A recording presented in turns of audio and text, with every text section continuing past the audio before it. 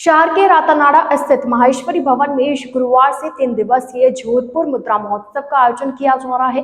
Bhopal ancient numismatic society की ओर से आयोजित होने वाले इस मुद्रा महोत्सव में प्राचीन एवं दुर्लभ मुद्रा की प्रदर्शनी लगाई जाएगी। भोपाल एंशिएंट न्यूमिस्मेटिक सोसाइटी सचिव राजीव जैन ने बताया कि जोधपुर शहर में पहली बार 23 से 25 अगस्त तक जोधपुर मुद्रा महोत्सव का आयोजन किया जा रहा है। इस मौसम में प्राचीन काल से लेकर आज तक की दुर्लभ मुद्राओं को रखा जाएगा। देश भर के अलग अलग राज्यों से लोग अपने अपने संग्रहित किए गए सिक्कों की प्रदर्शनी लगाएंगे। एग्जीबिशन का शुभारंभ 23 तारीख को जोधपुर रेंज आईजी विकास कुमार के आतिथ्य में होगा। इस एग्जीबिशन में स्कूली छात्र भी विजिट करेंगे। प्रदर्शनी में एंट्री निःशुल्क रहेगी। 11 से 7 बजे तक विजिट कर सकेंगे। ये बच्चों को प्रोत्साहित करने के लिए एग्जीबिशन लगाई जाती है कि जो भी अपने देश की सिक्के हैं उसको बचा के रखें और क्या है उसमें, तो उस पॉइंट ऑफ व्यू से ये प्रदर्शनी लगाई जाती है। और पूरे देश भर में काफ़ी कलेक्टर्स लोग हैं जो अपने कॉइन कलेक्शन करते हैं। उस बिहाफ में अलग अलग देश जाके अलग अलग अपना स्टेट जाके एक प्रदर्शनी लगाते हैं, तो वहाँ के लोग जो भी कलेक्टर्स लोग आते हैं वो अपने यहाँ आके देख लेते हैं चीज़ें। 75 स्टॉल्स लगाए हैं और 75 ही स्टॉल्स पूरे भरे हुए हैं।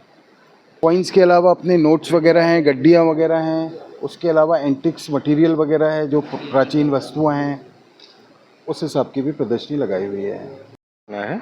आगे आने वाली जनरेशन को हमें दिखाना है कि ऐसी भी वस्तुएं हुआ करती थी, क्योंकि आज की तारीख में अगर जैसे चांदी के सिक्के हैं, गिलेट के सिक्के हैं, इन सब की मेटल की वैल्यू बहुत ज़्यादा बढ़ गई है, तो उसको इलीगल तरीके से गलाया जा रहा है।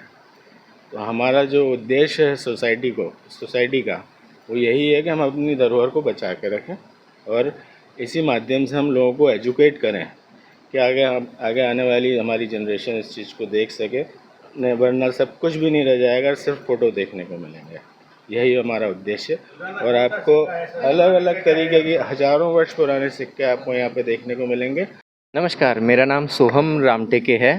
मैं नागपुर से आया हूँ। नागपुर में हमारा एक म्यूज़ियम है न्यूमिस्मेटिक आर्ट गैलरी करके, जिसको करीब 47 साल हो गए हैं।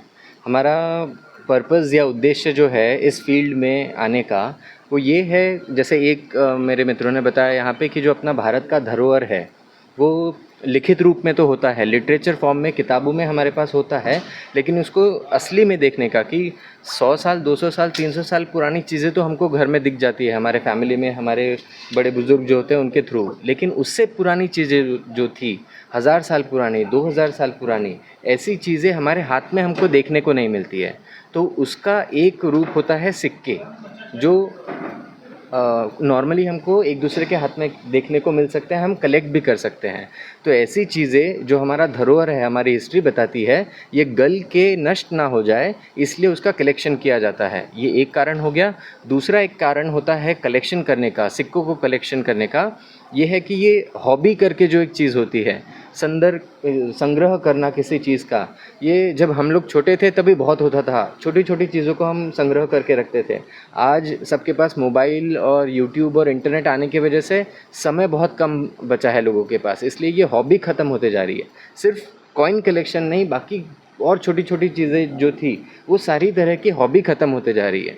तो बच्चों को वो प्रोत्साहन मिले कि वापस से वो लोग समय निकाल के हॉबी करना शुरू करें, किसी भी तरीके की हॉबी रखें।